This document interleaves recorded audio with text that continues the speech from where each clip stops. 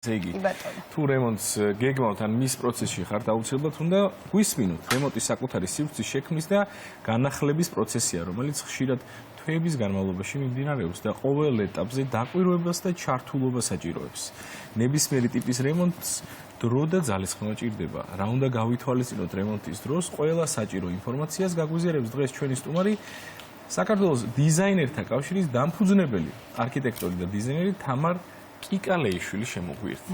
მოგესალმებით, დიდი მადლობა რომ ჩვენთან ერთად ხართ და ამ ძალიან მნიშვნელოვან საჭირო საკითხზე ვისაუბრებთ, რომელიც ძალიან სერიოზულ ფინანსურ დროის ზიანს აყენებს თითოეულ ადამიანს, რომელიც წინასწარ არ განსაზღვრავს, ასე ვთქვათ, მოსავალდნენ რისკებს. დავიწყოთ საუბარი იქამდე, სანამ დავიწყებთ რემონტს, რა უნდა გავაკეთოთ ამით, იმიტომ რომ მოსამზადებელი პერიოდი და პროცესი არის ძალიან მნიშვნელოვანი. სანამ უშუალოდ გადავალთ რემონტის პროცესზე, რა უნდა გავითვალისწინოთ და რა უნდა მოვაბილიზოთ? რა თქმა უნდა, იდეალურ შემთხვევაში ჯობია მივმართოთ ჯერ არქიტექტორ დიზაინერს. იქიდან გამომდინარე, რომ რემონტის დაწყებამდე საჭიროა ყველა პუნქტის გავლა, გულისხმობ. როგორც არის გარდა ვიზუალური მხარისა თუ რა ფერებში გვინდა და როგორ სტილში, მნიშვნელოვანია ტექნიკური ნაწილი, რომ სახლი იყოს გამართული. ტექნიკური ნაწილი გულისხმობს ელექტროობას, გათბობას, კონდიცირების წერტილებს. ალბათ ძალიან რთულია არაპროფესიონალისთვის იმ თავის დაზღვევა და ისე არ მოხდეს, რომ დავუშვათ ხშირად ხდება ხოლმე უფრო სწორად, როდესაც პროფესიონალს არ მიმართავთ, გამოგრჩება ხოლმე რაღაც ხანდახან ელექტროების წერტილი და მე უკვე ძალიან რთულია ფაქტიურად შეუძლებელი არის გამოვასწოროთ ეს შეცდომები, ამიტომ იდეალურ შემთხვევაში რა თქმა უნდა ამაში გვეხმარება პროფესიონალი, რომელიც წინასწარ გათვლის ავეჯის გალაგების მიხედვით თუ სად რა უნდა განთავსდეს, იმიტომ რომ თუნდაც აი გათბობის ესე ვთქვათ რადიატორი შეიძლება ისეთ ადგილას იყოს, რომ მე ვეღარ დავდგათ დივანი ან რაღაცა შეგვიშალოს და უშოთ კონდიციონერმა ფარდა ვეღარ გადავწიოთ კარგად და აი ესეთი რაღაცები არის. აი ფარდის უკან ექცევა გამათბობელი. ეს არ არის პრობლემა თუ სწორად არის გათვლილი ტექნიკურად თუ რა ზომის და რა რაოდენობის უნდა იყოს გათბობის წერტილი, საკმარისად ათბობს მაინც და არ შეაკავებს ფარდა ანუ გულისხმობს ფანჯარასთან მყოფ რადიატორს და მისი ფუნქცია ძირითადად არის ის, რომ ფანჯარა მაინც სიცივეს ატარებს ყველაზე უფრო ვიდრე კედელი. შესაბამისად მისი ფუნქცია უფრო არის აი ეს სიცივე დაიჭიროს და აღარ შემოუშვეს სახლში. ამიტომ ამ ფუნქციას მაინც შეასრულებს ის თავის ადგილას. ეს ამის ნუ შეგეშინდებათ, მაგრამ უბრალოდ აი ესეთი დავუშვათ იგივე როზეტი იყოს თავის ადგილას, გამათბობლის ადგილი, კონდიციონერის, აი ესეთი ტექნიკური რაღაცების გათვლა პროფესიონალის გარშე ცოტა რთულია. ამიტომ ერთადერთი რასაც პროფესიონალის გარეშე რასაც ვურჩევდი გეგმაზე განეთავსონ წინასწარ თავისი მოსაზრებით, ოღონდ ეცადონ რომ რეალურ ზომებში განეთავსონ სად უნდათ ლოგინი, სად უნდათ სავარძელი, სად უნდათ ანუ განლაგება გააკეთონ ავეჯის და ამის მიხედვით დაგეგმონ, მე ლოგიკურად ალბათ უფრო მარტივი იქნება, რომ სად იყოს როზეტი, სად რა დასჭირდება და ასე შემდეგ. თამარ, მოდი დავიწყოთ საუბარი იმით, ყველაზე მნიშვნელოვანი რა არის, რაზეც თანხა არ უნდა დავზოგოთ. ზოგადად ვფიქრობ, რომ საკუთარ თავზე თანხა არ უნდა დავზოგოთ. მაგრამ ეს ესეთი ჩემი მხრიდან ვიცი როგორ ჟღერს, მაგრამ შეიძლება რაღაც განსაკუთრებული დიზაინის გამო, მაგალითად, განსაკუთრებული დიზაინის გამო რაღაცა გარკვეული კონკრეტული როზეტი არ აირჩიო და იგივე ხარისხის, მაგალითად, სხვა დიზაინის არის დაბალფასიანი. რაღაც სიტყვაზე. აი კონკრეტულად რა შეგიძლიათ რამე გითხრათ, რაზეც აი არც ერთ შემთხვევაში თანხის დაზოგვა არ შეიძლება. ანუ რა ვიგულისხმობ ესეც სიტყვას საკუთარ თავზე დაზოგვაზე, იმიტომ რომ სახლი არის ისეთი ადგილი, რომელიც ჩვენ მოგამსახურა საკმაოდ დიდი ხანი. შესაბამისად, უნდა ვეცადოთ აქ ღირებულებაზე არ არის, ხარისხზე არის. ლაპარაკი და ხშირად არ არის აუცილებელი რომ ეს მაღალ ღირებულებას ნიშნავდეს, უბრალოდ კიდევ ერთხელ პროფესიონალი ამას შეიძლება გირჩევთ, რომ რაღაცები არის ნამდვილად დაუშვათ ევროპული ბრენდები, რომლებიც ნაკლებად შეიძლება ცნობილი იყოს, მაგრამ ხარისხობრივად ძალიან მაღალი დონის იყოს, ამიტომ მას გულისხმობ, რომ ხარისხი მაინც მნიშვნელოვანია სახლის შემთხვევაში ის, რომ დიდხანს გვემსახუროს, მაგრამ როდესაც ასე არჩევას აი ესე თუ დავაყენებთ საკითხს, როგორც თქვენ თქვით, მე ვფიქრობ, რომ აუცილებელია არანაირად არ დავზოგოთ ჩვენი დავუშვათ სახსრები ტექნიკურ ნაწილზე. ანუ ეს არის მილგაყვანილობა, ეს არის ელექტროობა, რომელსაც თქვენ შეიძლება დავუშვათ რამოდენიმე წელიწადში ფარდა გამოცვალოთ, ფერი შეცვალოთ სახლში და ეს ბევრად მარტივია, მაგრამ როდესაც მაშინ მთლიანად უნდა შეცვალოთ. ამიტომ სახლი, რომელშიც დავუშვათ 1 წელი და დროის მალე გარბის დავუშვათ 1 წელიწადში საშხაპეგა გამოსაცვლელი რაღაც და ეს მუდმივად პრობლემაა და შეიძლება რაღაც პრობლემების გამოიწვიოს შემდეგ, ხო? იმიტომ რომ რაღაც დავუშვათ ჩავიდეს მეზობელთან წყალი ან რაღაცა, აი ესეთ რაღაცებზე ნამდვილად არ შეიძლება ეკონომია ჯობია. შეიძლება მე გულდასაწყვეტიც იყოს, იმიტომ რომ ის ხარჯი, რასაც მან გასწევთ, არ ჩანს. აი შეიძლება ამდენი თანხა დავხარჯე არის ხოლმე და ჯერ არც ჩანს, მაგრამ სამაგიეროდ თქვენი სიმშვიდისთვის არის ეს მნიშვნელოვანი, რომ იგივე ელექტროობა, როდესაც კარგი გაყვანილობით არის გაკეთებული, თქვენ არ გეშინიეთ, რომ რაღაც შეიძლება პრობლემა უსაფრთხოდ ხარჯი. კომუნიკაციები არ უნდა დავუწოგოთ თანხა. ეს სასახად დიდი ყურადღების მოკლედ ერთ საინტერესო ფაქტს გეტყვით. წინა სახლში სადაც ცხოვრობდით მე და ჩემი მეუღლე, ჩვენ თვითონ გავაკეთეთ რემონტი, ანუ ჩვენი ხელით. ხო და? კი ბატონო. თელ სახლში იყო დავაყენეთ ასე ვთქვათ ორი შესაერთებელი რა, ანუ 50 კვადრატი სახლი ქონდა და მოკლედ როზეტს რასაც ვიძახით, სულ იყო ორი, ერთი სამზარეულოში და ერთი მისაღებოდაში.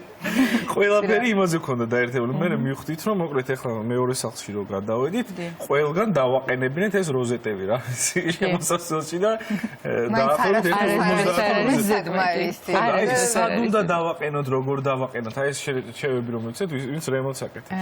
დიახ. ერთს კიდე აღნიშნავ, რომ როზეტი ერთი რომ როზეტი უნდა გქონდეს საჭირო ადგილას, მაგრამ ასევე უნდა გავითვალისწინოთ, რომ უნდა ვიცოდეთ წინასწარ სად ვათავსებთ აი ტექნიკას, იმიტომ რომ ზოგიერთი ტექნიკა მოითხოვს მაღალი ძაბვის გაყვანილობას, ამიტომ ესეც მნიშვნელოვანია, რომ არ დაგვავიწყდეს, რომ მე ტექნიკის გამო რაღაც უსაფრთხო არ იყოს. და რაც შეეხება, იცით როგორ არის, აი მაგალითად დღევანდელი სტანდარტებით, როდესაც ახალი მშენება რებინები ბარდება, არის გათვლილი ის მინიმალური რაოდენობა თითოეულ ოთახში, რომელსაც გვაბარებენ. მაგრამ ეს რა თქმა უნდა, ჩვენი კომფორტული ცხოვრებისთვის საკმარისი არასდროს არ არის. ანუ პირველი ის დავიმახსოვროთ, რომ რასაც გვაბარებენ, ამას აუცილებლად ჭირდება კიდე როგორც მინიმუმ რამდენიმე სტანდარტი. და მე ვფიქრობ, რომ აი თუ თქვენ კითხვა გაგიჩნდებათ, რომ ღირს თუ არა აქაც გავაკეთოთ, თუ აქაც არ გავაკეთოთ, აუცილებლად გავაკეთოთ. და ზედმეტი მართლა არასდროს არ არის. დღეს ჩვენ ცხოვრობთ ისეთ ეპოქაში, როდესაც სულ ტექნიკასთან გვაქვს საქმე, სულ ვიყენებთ, სულ ამას დატენვა ჭირდება და ამიტომ ზედმეტი მართლა არასდროს არ იქნება. და უფრო ტექნიკური კითხვაც რომ დაგისვათ, სად უფრო კომფორტულია, უფრო მაღალ დონეზე თუ აი ქვემოთ აკეთებენ ხოლმე ძალიან ხშირად და მე მინახავს სახლი, სადაც ჩემფრთოლები არის მხოლოდ ქვემოთ. არის ძირითადად. ეს ცოტა რთული არის, იმიტომ რომ ეხება ერგონომიკას, რომელიც არის ცალკე მეცნიერება, ასე ვთქვათ, ჩვენ სწავლობთ ამას და ზუსტად ვიცით, რომელი როზეტი, რომელ სიმაღლეზე უნდა იყოს, ანუ რისთვის იყენებ, გააჩნია. სტანდარტულად, როდესაც დავუშვათ ძირითად შემთხვევაში, ნუ მე პირადად და სტანდარტების მიხედვით, ეს არის იატაკის დონიდან, ანუ უკვე ნულიდან, აი პარკეტს ლამინატს რო დავაგებთ, იქიდან აღებული 40 სანტიმეტრი ვფიქრობ არის ძირითად შემთხვევაში, რაც ეს არის ფონური, შეიძლება გამოიყენოთ ტორშერისთვის, შეიძლება ტორსასრუტისთვის ან ასე შემდეგ, ასეთი როზეტები ამ სტანდარტის მიხედვით დაახლოებით 40 სანტიმეტრზე არის მისაღები. მაგრამ დანარჩენ შემთხვევაში, მაგალითად, როდესაც არის ლოგინთან, ხო, ტუმბო არის 50-55 სანტიმეტრი, ამის მაღლა უნდა მოხვდეს, რომ ჩვენ უკან არ ვიწრომიალოთ, ხო, შესაბამისად აქ სადღაც 50 15-ზე, ანუ სადღაც 60 სანტიმეტრზე უნდა იყოს იატაკის დონიდან. დაუშვათ ხელსაბანთან 90-ზე უნდა იყოს. ამიტომ ეს არის ცალკე გათვლილი, შესწავლილი ადამიანის კომფორტისთვის, რომ ზედმეტი მოძრაობები არ ვაკეთოთ, ტყუილი მოძრაობები, ასე ვთქვათ, რომელიც ზედმეტად დაგყulis, მაგრამ აი ამის გარეშე, სტანდარტების ცოდნის გარეშე ცოტა რთულია ყველა წერტილი გათვალო, იმიტომ რომ ფუნქციიდან გამომდინარეობს ეს სადადარისთვის. აი ამ როზეტების გარდა ძალიან მნიშვნელოვანია სახლში როგორი ტიპის განათება გვაქვს, როგორი განათება უნდა ქონდეს დასასვენებელ ოთახში, როგორი სამზარეულოში და ასე შემდეგ. აი ამაზეც როგორ საუბრობთ? როგორც როზეტები განათებაც ვფიქრობ არასდროს არ არის ზედმეტი, მრავალფეროვან განათებას გულისხმობ, ანუ არ გულისხმობ ბევრ წერტილს, არამედ სხვადასხვანაირ განათებას, იმიტომ რომ მაგალითად, როდესაც სტუმრიანობა არის, მაშინ ჩვენ გვჭირდება უფრო მეტი შუქი, ხო? მაგრამ მეტი შუქი ერთი წერტილიდან წამოსული არ ქმნის ისეთ სასიამოვნო გარემოს. შესაბამისად, თუ ჩვენ გვაქვს მაგალითად ფონური განათება, შეიძლება ეს იყოს ფარდებთან ან წერტილოვან განათებას რო ეძახიან, მაგალითად ან რელსური, ასევე ჭაღი გვაქვს, შეიძლება ტორშერიც ქონდეს. აი ეს მოგცემთ რახან არაპროფესიონალის გარეშე მუშაობთ ამ შემთხვევაში და ჩვენ თვითონ წყვიტავთ, გათვალოთ რომ სხვადასხვა ტიპის განათება გქონდეთ და უკვე თქვენ მოარგებთ მოსასვენებლად შეიძლება მხოლოდ ტორშერი ჩართოთ, როდესაც სტუმრიანობა იქნება ყველაფერი ერთადანთად და ასეთი მრავალფეროვანი განათება უფრო საინტერესო გარემოს ქმნის, ვიდრე აი ერთი დიდი შუქი საიდანაც წამოსული. გადავიდეთ კედელზე, რაც ძალიან მნიშვნელოვანია. რა არის უფრო მეტად კომფორტული და უპირატესი? რას უნდა მივანიჭოთ უპირატესობა? შეღებილ კედელს, შპალერს თუ აი მაგალითად ქაღალდს, რომელიც იღებება? ეს ალბათ ძალიან ინდივიდუალურია, გემოვნებასთანაც არის კავშირში, ვერ ვიტყვი ცალსახად, რომ რომელიმე აუცილებლად რომელიმე სჯობია, თუმცა რაც შეეხება ქაღალდს, რომელიცაც მე ვღებავთ, ან შპალიერს აქვს ის უპირატესობა, რომ ახალმშენებარე კორპუსები ესეთი მარტივი ენით რომ ვთქვათ, ახალი კორპუსი ჯდებაო ამბობენ საძირკველზე, ხო? ან რაღაცა პერიოდის განმავლობაში, ეს რაღაცა პერიოდი ცოტა ხანიც არ არის, შეიძლება 5 წელიც გაგრძელდეს. მართლა არის ესეთი, არ ვიცი ხა მშენებლება, რაც ამის გამო არ ვიცი, სწორი ტერმინი ამის როგორ ავხსნათ, მაგრამ მართლა აქვს გარკვეული პერიოდი ახალ შენობას რაღაცა მდგომარეობებს იცვლის, რომლის მიხედვითაც კედლებს უჩნდებათ ბზარები. და ქაღალდი, რომელსაც მე ვღებავთ, თუ შეღებელი გვინდა, ან შპალიერი გვიცავს შეძლებს დაგვარად აი ამ ბზარების გამოჩენისგან, იმიტომ რომ პირდაპირ შეღებილ კედლებს, რა თქმა უნდა, ბზარი პირდაპირ ეტყობა და დღევანდელი აი ფრიზელინს ეძახიან, ანუ არის ისეთი ქაღალდი თუ შპალიერები, რომლებიც არის წელვადი. შესაბამისად, აი ეს ბზარი გაჩეხა იმდენი საშუალება აქვს ამ ქაღალდს, რომ გაიწელოს იმ ადგილას და არ დაეტყოს ბზარი. აი ეს უპირატესობა აქვს, თუმცა დანარჩენი ალბათ გემოვნების ამბავი არის და სახლში მაინც სიმყუდროვის თვალსაზრისით თუ შეღებილი კედლები მოგწონს, ქაღალდზე შეღებილი უფრო სხვანაირად ჯდება და უფრო სიმყუდროვეს ქმნის, ვიდრე პირდაპირ. დიახ. გასაგებია. ჭერზეც გადავიდეთ. ფრანგული ჭერი. ცოტა დავშედე რემონტს მორჩის. ჭერზე გადავიდეთ. ესე იგი, გიფსოკარდონი, გიფსოკარდონი ქართული სიტყვა. თაბაშირ მოყავ თუ გასაჭიმი ჭერი.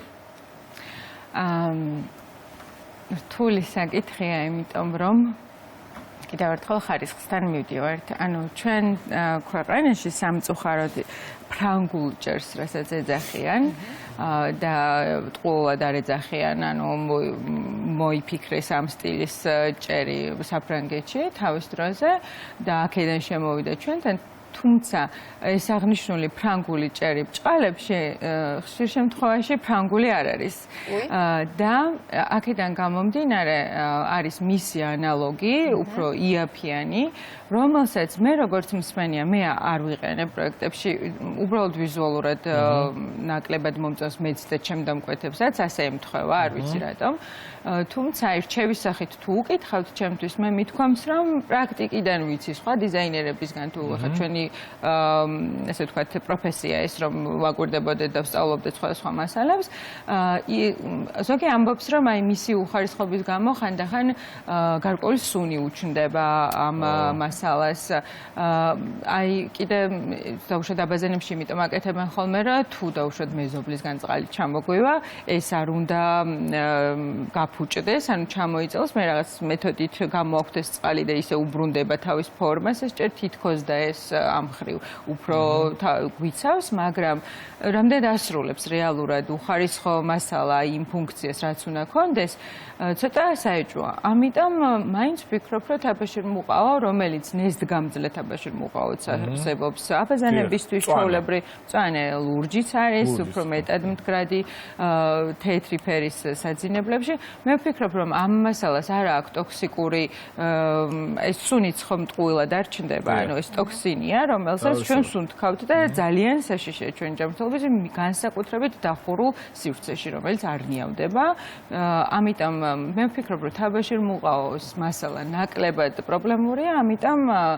მე მაინც უპირატესობას ამ მასალას ვანიჭებ და ვურჩევდი შემიძლია თამამად ურჩიო კი ბატონო ფერებზე ხო არ ვისაუბროთ რა ეს რა თქმა უნდა ძალიან ინდივიდუალური და გემოვნების საკითხია მაგრამ რაღაც სტანდარტები მაინც რო უთხრათ ჩვენს ტელემაყურებელს რომ რაღაც სტანდარტებში ჩასვან მაინც ეს ფერები თუ პროფესიონალს არ კითხავენ სივრცეს რომელი ფერი უფრო მოუხდება უფრო დიდ სივრცეს რომელი გამოაჩენს უფრო მყუდროს ინტერიერის დიზაინში ასე ცალკე საგნად არის ფერების ფსიქოლოგია და მისი ზეგავლენა ადამიანზე სინამდვილეში ფერებს დიდი ზეგავლენა აქვს ადამიანზე ნებისმიერ სივრცეში, სამუშაო სივრცეში გარკვეული ფერები ჩვენ შეიძლება ხელს გვიშლიდეს, რომ კონცენტრირებულები ვიყოთ, ხნედ გრძნობდეთ თავს და გვადუნებდეს და სუძილიანობისკენ მივდიოდეთ სამსახურში და ვერც მივხვდეთ, რატო გამართება ეს განათება და შუქი აკეთებს ამას.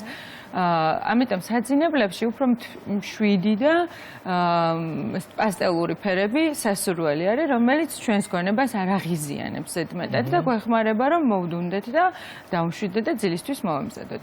ასევე დილით რო გავიღვიძებთ რაღაც ისეთი ფერი უნდა ხვდეს რომ ცოტა შოქში ჩავარდეთ. ხო მშვიდად წყნარით უნდა გავიღვიძოთ და შესაბამისად ასეთი ფერები საძინებლისთვის კარგია. ფერების ფსიქოლოგია შეიძლება დღეს ახლა ინტერნეტის ეპოქაში ვართ და ბევრი რაღაც არსებობს, რაც შეგვიძლია რომ უბრალოდ გადავხედოთ და დაახლოებით ორ სიტყვაში ვნახოთ, როგორც მინიმუმ დაახლოებით რა ფერი არის მისაღები, რა ეხმარება ჩვენს მეტაბოლიზმს და რა არის სასურველი სამზარეულოში იყოს, რა დავუშვათ ან პირიქით დაგვეხმაროს რომ არ ჩავთ ბევრი და მაგრამ არა ინდივიდუალურია, ხო, როდესაც ფერებზე ვსაუბრობ. ეს შეეხება ზეგავლენას, მაგრამ ფერს დანარჩენი უკვე მართლა ინდივიდუალურია და გემოვნების ამბავია. თავარი არის სტილში და ფერში ადამიანმა იგრძნოს თავი კომფორტულად. ძალიან დიდი მადლობა, ძალიან საინტერესო და მნიშვნელოვანი რჩევებისთვის.